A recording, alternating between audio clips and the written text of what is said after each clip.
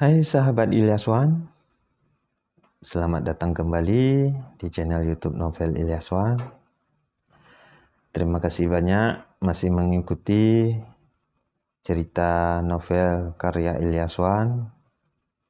Kita lanjutkan membaca novel Keluargamu Bukan Keluargaku, bab 28, Pauvkania.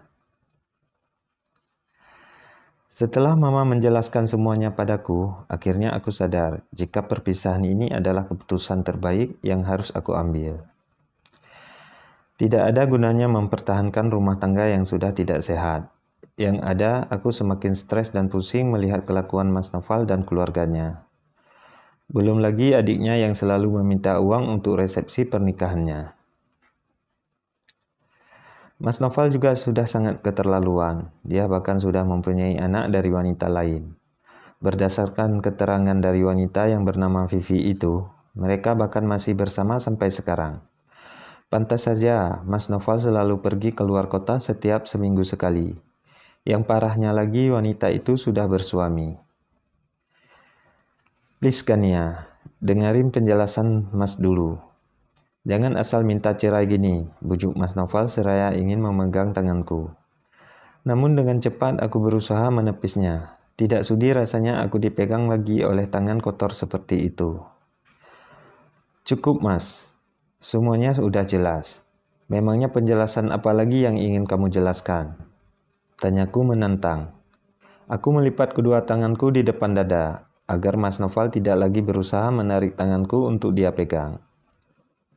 Makanya tolong dengerin dulu, kamu kan baru dengar satu pihak. Harusnya kamu dengar juga penjelasan Mas. Jangan hanya mendengarkan fitnah kejam orang tua kamu, sahut Mas Noval yang membuat kami semua geram. Memang kalau keturunan mulut lemas ya gini, sampai ke anak cucu pun masih dengan penyakit yang sama. Fitnah kamu bilang, jelas-jelas saya langsung mendatangkan perempuan selingkuhan kamu ke sini. Masih berani kamu mengatakan semua ini fitnah kami. Dasar anak tidak tahu diuntung. Balas Mama marah. Dia bahkan bangkit dan maju ke arah Mas Noval. Untung saja Papa cepat menarik tangannya Mama, agar Mama bisa menguasai emosinya akibat Mas Noval. Ini nih biangnya. Kamu tahu kan ya kenapa rumah tangga kita jadi begini? Ini semua karena orang tua kamu terlalu ikut campur urusan kita. Urusan rumah tangga anaknya, ucap Mas Noval dengan enteng. Dia mengatakan itu tanpa merasa bersalah sedikit pun. Aku juga tidak menyangka jika selama ini aku jatuh cinta pada laki-laki yang mulutnya seperti air comberan, kotor dan bau. Astagfirullah. Plak! Satu tamparan kembali mendarat di pipinya Mas Noval. Begitu keras tamparan Mama sehingga membuat Mas Noval terhuyung ke samping. Kurang ajar. Berani sekali kamu mengatakan itu. Anak tidak terdidik dengan baik ya begini sikapnya, ucap Mama geram. Memang begitu kenyataannya. Sebelumnya rumah tangga kami baik-baik saja, balas Mas Noval lagi sambil memegang pipinya yang agak merah. Baik-baik saja karena aku belum tahu kebusukan yang udah kamu lakuin, Mas.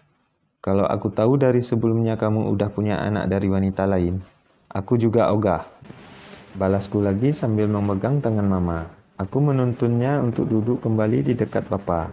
Aku takut penyakit darah tinggi Mama kumat. Apalagi Mas Noval juga tidak bisa menyaring ucapannya. Tapi itu udah lalu kan ya? Itu masa lalu. Gilah Mas Noval lagi membela diri. Tapi sampai sekarang kalian masih berhubungan, begitu kan? Tanyaku kesal. Aku melihat tajam ke arah wanita itu. Dia hanya menunduk dalam, tidak berani melihat ke arahku. Kami bertemu cuma karena aku pengen main sama anak kami saja. Enggak lebih, jawab Mas Noval lagi. Ada rasa sakit yang tidak bisa aku ungkapkan ketika Mas Noval mengatakan kata anak seperti barusan. Aku merasa sangat bodoh karena selama ini sudah sangat percaya dengannya. Padahal aku sudah ditipu mentah-mentah jauh sebelum kami menikah. Untunglah aku tidak sampai mempunyai anak dari laki-laki yang tidak bertanggung jawab seperti Mas Noval. Terserah, simpan semua penjelasan kamu itu buat nanti di pengadilan, bantahku cepat.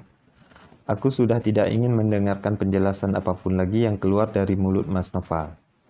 Tapi kan ya, tidak ada tapi-tapian. Kalian itu waras, harusnya mikir.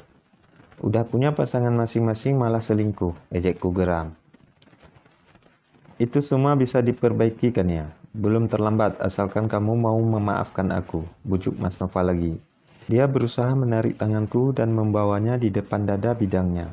Sekuat tenaga aku menariknya, tetap saja tenagaku kalah. Tidak ada yang bisa diperbaiki lagi, Mas. Aku tidak bisa memaafkanmu kali ini, jawabku sambil berusaha menarik tanganku, namun gagal. Kamu, apa yang kamu lihat dari suamiku ini sehingga dengan rendahnya kamu berani menggadaikan cinta suami dan anak-anakmu? Tanyaku sambil menatap tajam ke arah wanita yang bernama Vivi. Mendengar pertanyaanku barusan, aku tahu dia marah karena aku menyebutnya rendah. Tapi aku sama sekali tidak peduli.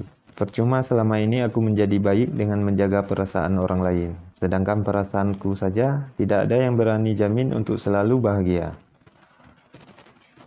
Maaf, jangan katakan saya seperti itu, balas wanita itu dengan nada tertahan. Aku tahu dia sedang menahan marah. Sudah lama rasanya aku tidak pernah meluapkan amarahku. Jadi kamu ingin disebut seperti apa? Tidak ada wanita baik-baik yang hamil di luar nikah, kemudian kembali tidur dengan suami orang. Makiku yang membuat wajahnya semakin memerah. Kania cukup, jangan hina Vivi lagi. Ini terjadi bukan semata-mata kesalahannya ada di dia, tapi juga ada di kamu, bentak Mas Noval membela wanita penggoda ini.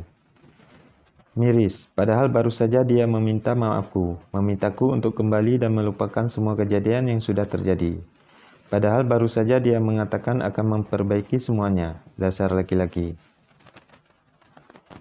Begitukah, Mas? Sebutkan di mana letak kesalahanku, tanyaku. Pandangan yang tadinya melihat ke arah wanita itu, kini tertuju lagi pada Mas Noval. Kamu memang cantik kan ya, tapi sayang, kamu belum bisa memberikan aku keturunan, jawab Mas Noval yang membuat hatiku kembali teriris. Wanita yang bernama Vivi itu tersenyum sinis mendengar penuturan Mas Noval barusan. Mungkin saat ini dia bisa merasakan berada di atas awan. Lihatlah sebentar lagi, kalian akan mengemis maaf padaku. Dadaku benar-benar bergemuruh hebat. Ingin sekali rasanya aku mencabik-cabik mereka berdua. Karena itulah aku bersyukur, Mas. Aku bersyukur belum memiliki anak dari kamu. Setidaknya keturunanku bersih dari penyakit dan sampah seperti kamu, balasku dengan senyum mengejek. Aku berusaha sangat santai menghadapi mereka berdua. Wajah Mas Noval memerah. Diam kamu, Kania. Kamu yang diam. Sekarang juga tolong pergi dari rumah saya. Silakan, itu pintunya. Sanggah papa yang kini sudah bangun dan berdiri di sampingku. Mas Noval terperangah mendengar papa mengusirnya, karena selama ini memang papa lebih banyak diam dan berusaha tidak ikut campur urusan kami anak-anaknya. Hanya saja kali ini Mas Noval benar-benar sudah keterlaluan. Dia sudah menipuku dan kami semua. Kalau aku pulang, Kania juga harus ikut pulang, karena kamu masih istriku. Ayo pulang, paksa Mas Noval sambil menarik tanganku paksa. Aku berusaha memberontak, namun tenaga Mas Noval jauh lebih kuat. Jangan kasar dengan anak saya, bentak papa yang kini juga memegang tanganku yang satunya. Mama juga ikut bangun dan menarik tubuhku dari Mas Noval. Dia masih istri saya, dan itu artinya saya masih berhak atas Kania, teriak Mas Noval. Mulai besok aku akan urus perceraian kita, Mas. Jadi sekarang kamu silahkan pulang, tegasku lagi. Nggak bisa, kamu nggak akan bisa lepas dari aku, nggak akan, tegas Mas Noval lagi yang kembali menarik paksa tanganku. Saat aku sedang berusaha menarik tanganku dari Mas Noval, tiba-tiba Mas Noval berteriak kesakitan dan jatuh ke lantai. Kamu nggak apa-apa kan ya? Tanya Bang Reno yang tiba-tiba sudah ada di depan kami semua. Aku langsung menggeleng sebagai jawaban. Tanganku terasa pedih karena Mas Noval yang menarik paksa. Ternyata Bang Reno yang meninju wajahnya Mas Noval. Terbukti sudut bibir Mas Noval mengeluarkan sedikit darah. Kurang ajar. Jangan ikut campur urusan keluarga kami, teriak Mas Noval sambil bangkit dari lantai. Bang Reno langsung maju menuju Mas Noval dan memegang kerah bajunya. Kenapa kalau saya ikut campur? Takut kalah kamu? Tanya Bang Reno yang membuat suasana jadi semakin memanas. Sudah, Reno, sudah, lepaskan. Tolong tarik paksa dia keluar dari rumah ini. Ucap apa yang membuat amarah Bang Reno jadi mereda. Keluar kamu, nggak malu apa? Udah diusir tapi masih betah di sini, ejek Bang Reno sambil melepaskan tangannya dari kerah baju Mas Noval. Kamu jangan pulang dulu, kami masih butuh kamu untuk menjadi saksi, ucap Mama sambil memegang tangan wanita yang bernama Vivi itu. Dia terlihat ingin pergi diam-diam dari sini, untung saja Mama menahannya. Kemarin itu Mama lupa merekam semua pembicaraannya dengan Vivi, dan hari ini kami akan merekam ulang pembicaraan tentang kebusukan Mas Noval, agar memudahkan aku saat menggugatnya ke pengadilan. Tentu saja dia harus mau, jika tidak, dia akan kami laporkan ke suaminya.